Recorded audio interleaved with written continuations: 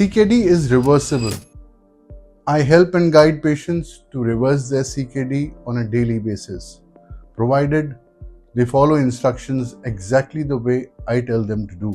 There's a general belief in the medical community that nephrons, once damaged, cannot be repaired, and that kidney disease and kidney failure is irreversible. There was a research recently done by Stanford which proved this wrong. They found out that adult kidneys can constantly regrow, remodel, repair, and regenerate themselves through precursor and progenitor cells activating the cellular pathway. So the next time someone tells you that CKD is not reversible and that the kidney damage, once it's done, cannot be repaired or recovered, this video will help you prove them wrong. Hi, I'm Dr. Siddharth Mishra, founder of Reversible Clinic, and for over 25 years now, I have helped people with chronic kidney disease recover their kidney function, reduce their urea and creatinine levels, improve their GFR, avoid dialysis, and when they are on dialysis, help them recover from dialysis. I do this through an integrated functional medicine approach where we use all kinds of medicines and therapies that are good for kidneys. This can include allopathic medicines or modern conventional medicine, homeopathic medicines, Ayurvedic medicines, nutritional supplements, probiotics, and for most cases, an alkaline diet that helps kidney reverse the pathology and also recover its function. Okay, so let's get to know what are we dealing with here. So we are looking at the kidneys. If you're looking at this video, probably you or someone else in your family or friends has chronic kidney disease and they are dealing with it. We know that the kidneys are made up of 1 million filters that are nephrons, and these nephrons are filtering at the rate of approximately 1 liter of blood per minute. That's the GFR that you usually come to know. And they work 24/7. They work to filter your blood, which is approximately somewhere around 5 liters, and they filter it over 300 times per day. And that's a lot of work. And all through your life, these filters are working constantly. They are being hit, they are being injured, they are insulted through the food you eat, through the lifestyle that you live, and they still keep on working till the time your creatinine starts to rise. And your creatinine doesn't rise until 50% or more of these filtering units, nephrons, stop functioning. That's over 50%. That is the time when you realize that your creatinine starts rising in your reports and you see, oh my God, my urea is up, my creatinine is up, my GFR is down, what do I do? There are two primary reasons why nephrons stop working or they get damaged, and that is chronic oxidative stress and chronic low-grade inflammation. Now, these are two words that normally and generally we do not talk in medical practice, but the real reason for kidney failure and chronic kidney disease is oxidative stress and inflammation. If you would like to look inside your kidneys on a very microscopic level, you will have to get a biopsy done. And when you look at the biopsy of a CKD patient, almost all of them have 4 things in common. Or I would say that there are 4 stages of how a kidney cell dies. It all starts with the itis, the nephritis. That's the inflammation, which goes on to become sclerosis, which is scarring. Then comes fibrosis, which is the connective tissue buildup.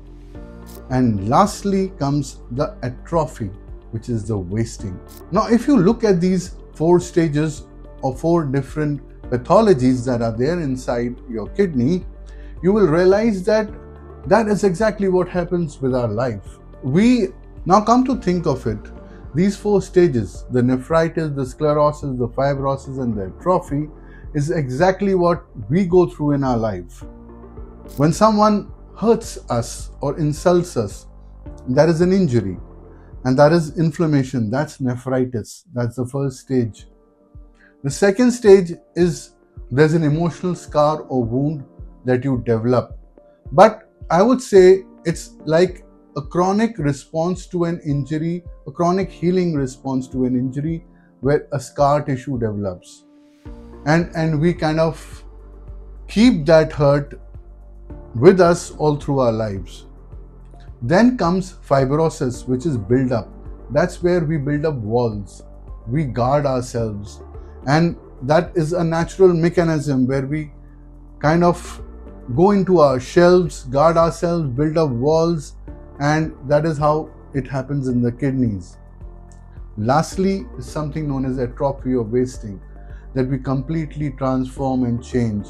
We aren't the same that we were maybe 5 years, 10 years, 20, 25 years back. And that is what happens in kidneys. They shrink. Or when you see the reports, the kidneys are shrunk. That's atrophy. Why does this happen? At a pathological, at a microscopic level, if you look at the kidneys, basically it is less oxygen, less blood supply, dehydration, absence of proper hydration. That is what results in something get atrophied or get smaller. And the primary reason for this is lack of blood supply to the filtering units. There are tiny capillaries that aren't getting enough oxygen or probably hydration. This over a period of time results in what you see in the biopsy report at a microscopic level. And the main causes of CKD, I would say the number one cause of CKD is high blood pressure, fluctuating blood pressure where you have spikes. The second one is diabetes, uncontrolled diabetes, whether it's high or low or it's spiking, it can kill your kidneys. The other reasons are cysts. There are a lot of people who have multiple cysts in the kidney that can lead to kidney failure. There are autoimmune disorders. Then there are genetic disorders.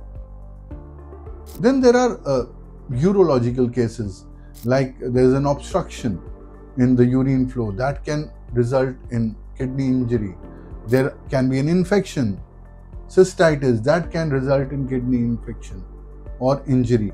So there are many reasons why a kidney gets damaged. So if you want to recover your kidney function, you have to find out the reason that is responsible for your kidney damage. If it's blood pressure, you have to keep your blood pressure under control. There is no other way you can save your kidneys from failure than by regulating your blood pressure and keeping it under control with medication, without medication, whatever it takes. So if your nephrologist has prescribed you certain medication for BP, make sure that you take them regularly. If your BP is still not under control, go back to him, get your prescription revised. He may need to improve the dose or add some other antihypertensive medication. Whatever it takes, your BP must be under range if you wish to save your kidneys from failure. Because that is the first line of treatment they do for proteinuria as well. That is protein leakage or nephron damage. So if you regulate the blood pressure, then the power or the force by which the blood hits the filtering units is regulated and it doesn't kill the filters. So that is important. Now let's understand and work at repairing the kidneys or protecting the kidneys. How can we do it? What is that we can do apart from the disease pathology or the prescription that your nephrologist will give you? Is there something that you can do to recover your kidney function, to repair it, to save your kidneys from failure? We will understand this and answer this by knowing the real cause of the problem. And as I said before, the real cause is oxidative stress or damage and inflammation. So if you can take care of these two things, you can take care of the repair mechanism by which you can recover your kidneys. Why do we age? There is a process wherein you normally aging, okay? Your diseases are not improving, they are declining over a period of time. And the real reason behind this is oxidation. Now, this is a term where we use oxygen as a villain. And that's the paradox of life. So oxygen gives you life, but oxygen also takes life, because it is the oxygen that causes oxidation. Now, what's oxidation? Oxidation is rusting. You've seen the rust, that's oxidation. You cut an apple, keep it open. Over a period of time, you'll realize that turns brown. That browning is oxidation. Now, a smart woman, what will she do? She will squeeze a lemon over it to prevent that browning from happening. And what's lemon? Lemon is vitamin C. Vitamin C is an antioxidant. So the role an antioxidant can play in reversing the disease pathology, in reversing your aging, in repairing cells is amazing. So have you seen an antioxidant? I would say that yes. In nature, almost all the colors that you see in fruits and vegetables and plants, the green, the blues, the purples, the yellows, the oranges, all the colors are phytonutrients. That is where the antioxidants come from.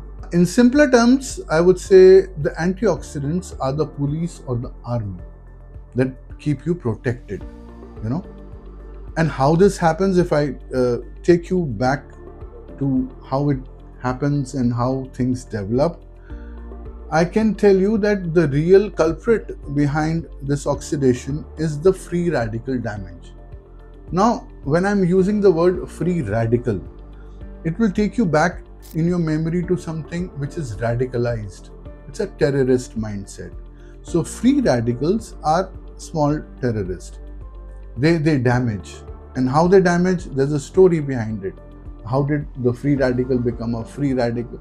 Because it lost an electron, a family member. And because it lost an electron, which was a family member, that guy picked up an electron from the neighbor's family. And then the neighbor's family lost an electron and it became a free radical. So that is how the chain goes. This normally happens in our body, and we induce this a lot of times also by our diet and lifestyle and habits. So to control this free radical activity, you need antioxidants. And the number one antioxidant that your kidney requires is NAC. That's N-acetylcysteine. Now look at NAC as a precursor of glutathione. What's a glutathione? Glutathione in simple terms is the rapid action force, the anti-terrorist squad. It's like amazing.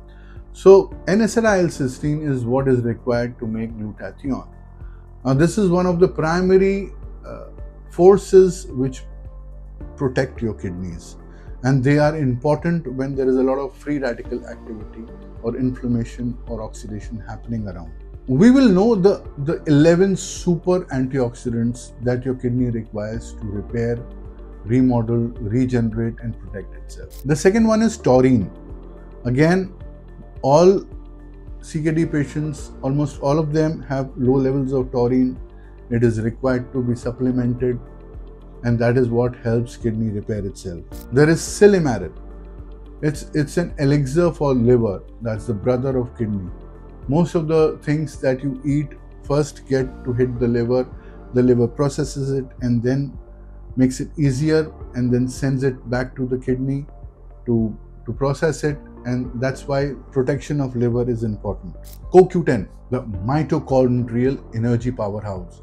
That's what provides energy. Most of the patients of CKD lack vitality, they lack energy, and that is where CoQ10 becomes most important. It provides energy to the cells to help them recover their function. ALA, alpha lipoic acid. Oh my God, that's a queen. That's the queen on the chessboard. And it hits at all four directions. It's not like vitamin C, which is an antioxidant, but it is water soluble. It's not like vitamin E, which is an antioxidant, but it's fat soluble. So ALA is both fat and water soluble. It even crosses the blood-brain barrier. So it's like a shield. It protects all the tissues and all the cells of your body, specifically the kidneys. So it is an elixir for the kidneys. Then comes resveratrol, grapes. Amazing. There are studies which have been done which proved that resveratrol helps in the cellular repair mechanism of the kidneys. Lycopene, tomatoes, oranges, the citrus varieties. Most of the doctors, because of potassium levels, tell patients to avoid the citrus parts, the oranges, the tomatoes and stuff because of high potassium levels. But then if you introduce lycopene, then you're getting that necessary antioxidant that will help your kidneys. Vitamin C, vitamin E, great for BP management. Vitamin B6, vitamin B9, excellent for protein production and RBCs. Now, if you look at all these 10, 11 antioxidants, as a combination, they are a powerhouse for the kidneys. They not only help you repair your kidneys, they also help you protect it at all stages of kidney failure, whether be it diabetic nephropathy, whether be it the initial phase of 1.2, 1.5, 2, 2.53, later stages of 7, 8, 9, 10, on dialysis, patients on dialysis where they actually need the antioxidants because there's too much of toxic damage happening inside. These antioxidants help you at all stages of kidney failure. And if you could get all these antioxidants in one tablet, in one go, how amazing will that be to recover your kidney function? That's where I need to introduce you to a medicine called as NephroShield MAC. Nephro means kidney, shield means protection, and MAC means multi-antioxidant complex. Now this one tablet, in my experience, has proven like amazing. Now this tablet, in my experience, has given amazing results in CKD, whether be it proteinuria, whether be it for patients in dialysis who wants the support of antioxidants, whether be it the initial stages of kidney insult or injury where you need the repair. I have found NephroShield MAC to be very effective in not only repairing but also reducing creatinine levels and reducing urea levels, because antioxidants are your weapon against kidney failure.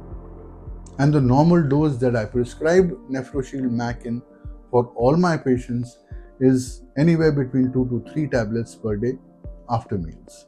Now coming to the second most important medicine that you will require to recover kidney function and to reduce your urea and creatinine levels. This is a medicine that specifically is designed to reduce your urea and creatinine levels via a detox mechanism. Now you must understand, whenever the levels of urea and creatinine rise in your reports, as you see in your KFT, there is a buildup of uremic toxins or uremic metabolites that the kidney was unable to filter. It got damaged and now they are rising in the blood. So your uric acid, your urea, your creatinine, these are all uremic metabolites that are rising in your blood, and that's the waste accumulation. There is only one way to remove waste accumulation. You can remove this toxic buildup or waste accumulation in 3 ways. One is naturally through your kidneys, your stool, the normal detox process that happens. The second way is via sweating. That's something that I call dermadialysis. So it's like whenever you sweat, you take out the sodium, the potassium, the urea. The sweat glands are like mini kidneys on your skin. So a lot of people who are in dialysis, if they want to avoid dialysis, I tell them to sweat. Because the moment they start sweating, they start releasing all the excess fluid and all the excess uremic metabolites through your sweat glands. The third one is when you introduce a symbiotic capsule. Now, what's a symbiotic capsule? So, a symbiotic capsule is basically a prebiotic and a probiotic combination. What are these pre-probiotics and what are they doing here in kidney failure cases? Now, we all understand that kidney failure means excess uremic waste not only in the blood but also in the intestines. That is where the bad thing gets accumulated in the colon, in the large intestine. A lot of uremic metabolites are there in your colon. And what happens in CKD is that there is an intestinal barrier that is in between the blood vessels and the food channel, the intestines. This becomes porous. This becomes weak. So the dirty things, the uremic waste from the intestine goes into the blood. But it's just not a one-way. It's a two-way process. So even the uremic metabolites in the blood, the urea, the creatinine, from the blood they come into the intestines also. So what happens? We can use this knowledge of the uremic metabolites coming from the blood to the intestine to remove the uremic metabolites. Now how we do it? Probiotics. And there are specific strands of probiotics, just not any probiotic available in the market. There are 3 specific probiotics which are proven to remove toxic uremic waste from your body via your stool, via your intestines. And these 3 probiotics are Streptococcus thermophilus, Bifidum longum, and Lactobacillus acidophilus. Now, these 3 probiotics, what they do is that they get into your intestine, and not everywhere, in the large intestine, in the colon. They bind with these uremic metabolites, the urea and the creatinine and the uric acid. They eat it as food. They develop, they grow, they increase in quantity through eating these uremic metabolites. And if you add a fiber, a prebiotic along with it, like a fructooligosaccharide, it acts like a broom. It acts like a fiber. So these probiotics, they eat up the urea and the creatinine in the intestines, and the fiber or the fructooligosaccharide pushes them down through the intestines, through the stool. Okay?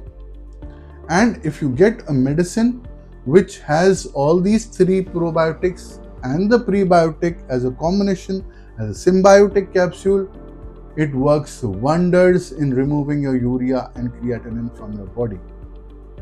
But it works only in the large intestine. So you have to make sure that the capsule, the probiotic capsule that you're having, passes through the stomach, the acid. It has to be acid resistant. Okay? It has to be delayed release. It should open only in the large intestine where it is required. And it should be vegan, plant-based. So here I will introduce my second medicine to you that will help you reverse your CKD, and that is creatinine capsules. Now here we are looking at a 90 billion strong CFU, where it will help you for sure in reducing your urea and creatinine levels through the detox mechanism, which I also call as enteric dialysis. This not only helps in the initial stages of CKD in reducing your urea and creatinine levels, also helps greatly in patients on dialysis, where it can aid in the process of dialysis and help reduce the frequency of dialysis. And the normal dose of creatinine capsule is anywhere between 2 to 3 capsules per day. Depending on cases, it can go up to 4 capsules per day also. Now that we've discussed 2 medicines, we've discussed Nephro-Shield MAC, which is an antioxidant complex. We've discussed creatinine, which is a symbiotic uremic detox capsule. These 2 medicines are important at all stages of kidney failure. If you want to recover your kidneys, if you want to reverse your CKD, you can't do without them. You need to have Nephro-Shield MAC and creatinine as a combination, or in other brands, in other variations, whatever is available locally.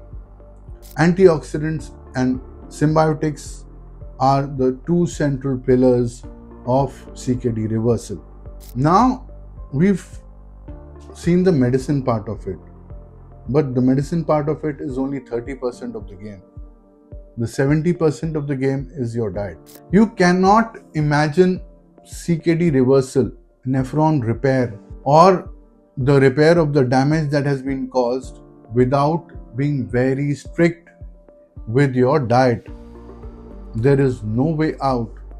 If you can't do diet, if you can't follow the instructions regarding the dietary guidelines that are given, there is no use of any medicine. You will never recover. So if you wish to reverse your CKD, you will have to take that responsibility of following a low renal acid load alkaline diet. Now, what's a low renal acid load alkaline diet? That's 70% of my treatment. That's where things change drastically, dramatically. It's like magical, When you start on this diet, which is an alkaline diet, you will see every symptom of your body related to CKD improve. What is low renal acid load? You can go and type on Google something known as the potential renal acid load. And that's a clinical study that was done many years back where the scientist assigned a particular load to every food that you eat. So it can either be acidic, it can be high renal acid load, it can be alkaline, which is a very low renal acid load, it can be a neutral thing. So everything that you eat or drink on your daily basis has a potential renal acid load marked to it. It can be 3, plus 10, plus 25, it can be -8, it can be -15, whatever. So the potential renal acid load of your diet is what decides whether your kidney will heal or will get damaged. Okay? So, and the formula behind it is what I use with my patients is that your GFR or your glomerular filtration rate must be more or at least equal to your renal workload, RWL. So that's where the food comes and the filtration rate. It has to match. If your food load or your acid load is more than your filtration rate of the kidney, there is no way that the kidney can improve.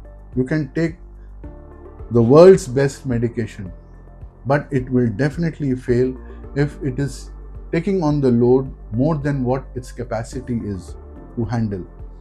So a low renal acid load alkaline diet, which is anti-inflammatory in nature, is a plant-based diet. Okay? Very important. A couple of things that you have to note and you have to keep in mind if you want to reverse your CKD is that you have to get on a plant-based diet. Okay? Which is low in renal acid load. So you look up at the potential renal acid load chart of all the foods and you work it out. I have plenty of diet plans for that. I can send you whenever you want. So first thing, you have to avoid animal protein. Okay. Now when I'm saying animal protein, I mean anything that comes from an animal or is made of an animal. Animal protein is heavier than plant protein. So it damages your filters in very basic terms. Okay. That is what you have to understand. So no milk products like curd, cheese, stuff like that, fish, eggs, non-veg, meat, no, gone. You can't do that. If your doctors tell you to eat non-vegetarian food, I'll make it very clear to you, your kidneys will fail. They will not recover. You will go on dialysis, you will stay on dialysis, and you will be on the transplant list. So no animal protein if you even have 1% of chance of recovering your kidney function. That's number one. Number two is plant-based alkaline diet. In a small line, I would say millets, which are anti-inflammatory in nature, avoid gluten. A variety of fruits and vegetables which are low potassium, okay, and sprouts, they are good for kidneys. So if you design a diet based on the sprouts, the fruits and the vegetables and the millets, and it's plant-based, you are good. You've done 70% of the work. The rest of the 20% of the work is done by probiotics, antioxidants, and the rest of the 10% by your basic medication. Also remember, CKD is not about just antioxidants or probiotics or diet. It's a huge thing. It's a multifactorial, multi-dimensional monster. You're looking at anemia of CKD, where the blood doesn't form in the bone marrow because of something known as the EPO, which doesn't get produced by the damaged kidneys. You may require injections, you may require oxemia tablets to manage anemia. You have to look at your blood pressure management, whether it takes a single medicine or it takes 10 medicines. Ensure that your BP is under control. Okay. Then there are a variety of other things that need to be looked at. You need to look at the potassium levels. You need to look at the phosphorus levels. You need to look at the bicarbonate. That's not mentioned in the KFT most of the times. That's the most important test that you need to do if you're looking at a KFT report. You have to manage metabolic acidosis by sodium bicarbonate. If your bicarbonate levels are low, make sure that you're regularly having sodium bicarbonate tablets, whether be it 500 or be it 1000 or whatever dose that the doctor gives you. You need to look at your uric acid levels. You need to look at your PTH levels. You need to look at many other things. So, it's not in the scope of this video that we can cover all the topics at a go. But yes, all disturbances wherever they are, whether be it anemia, whether be it metabolic acidosis, whether be it hypertension, whether be it uric acid, whatever it takes, the regular medication has to be there. That is something that is important. Please don't do away with it. Don't get Baba lifestyle and tell people that, oh, I'm going totally on naturopathy and I will stop having all conventional medicine and allopathic medicines and I'll just have jadi booties. No, you will damage your kidneys for sure. So there's a balance that is there in nature. There is a balance that is there in recovering from CKD, where the essential allopathic medicines, the regular medical medicines should be had, along with, as I said, the antioxidants, the probiotics, the diet, and whatever medication is required. It can be homeopathic medication, depending on the case, where you need to boost the urine flow. There is a shrunk kidney which will require a particular medication. Now, all this comes only after a proper case analysis. And for that, I will need you to send me your reports. You need to send me your prescription. You need to send me your symptoms so that I can study your case and I can provide you a very comprehensive advice on all kinds of medicines that may be required in your case, along with the diet that you require. So you can WhatsApp me on the given number. Give me time, I will study your case, and without any charge, I will let you know what is required to be done. Okay? And I will help you, I'll handhold you, and I'll guide you, and I'll ensure that you get out of your CKD. Whatever the level may be, whether be it 1.5, whether be it 10.5. I've seen cases where the creatinine was crazy 16, 17, 18. I got it down to 10, 13, 14 in 2-3 weeks. So at all stages it is reversible, provided you follow my instructions and directions exactly as I tell you. If I tell you to have apples and pomegranates and pineapples and pears, and I want you to include them, and your nephrologist says no to all kinds of food, I'm sorry. That's the way I prescribe, and that's the way I see results happening. I see reversals happening on a plant-based diet. If I look at a diet plan which is given by a dietitian at a nephrologist, I feel really sad. When they allow refined wheat flour Mari biscuits, double-toned milk, paneer, and eggs to be had, tea to be had on a daily basis for patients on the diet plan, what kind of a, I would not mention that word, what kind of a diet that is. That's not a diet to repair anything. You can't repair kidney cells with Mari biscuits. You can't repair kidney cells with paneer and double-toned milk. You're going to hit the nephrons bad. It will never recover. So the diet plan is required. Whether be it a dialysis patient, whether be it an initial kidney failure patient, whether be it a last stage kidney failure patient, the diets are different. They are designed. They are made for cases. The prescription will be different. So, you want my help? I'm there to help you recover, and I can ensure and I'll assure you that you can get out of this. Send me your reports, send me your symptoms, send me your prescription. The WhatsApp number is given